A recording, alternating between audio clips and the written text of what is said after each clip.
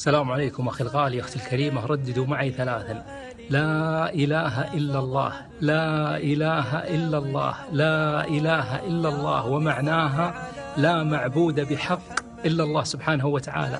أرسلها للي عندك 5 أو 10. هل تعلم أن خلال ساعة واحدة بإذن الله راح يكون 10,000 شخص يقولون لا إله إلا الله وعلموا معناها؟ كل هؤلاء بإذن الله في ميزان حسناتك. أخلص النية لله وأرسلها وقل اللهم إنها عني.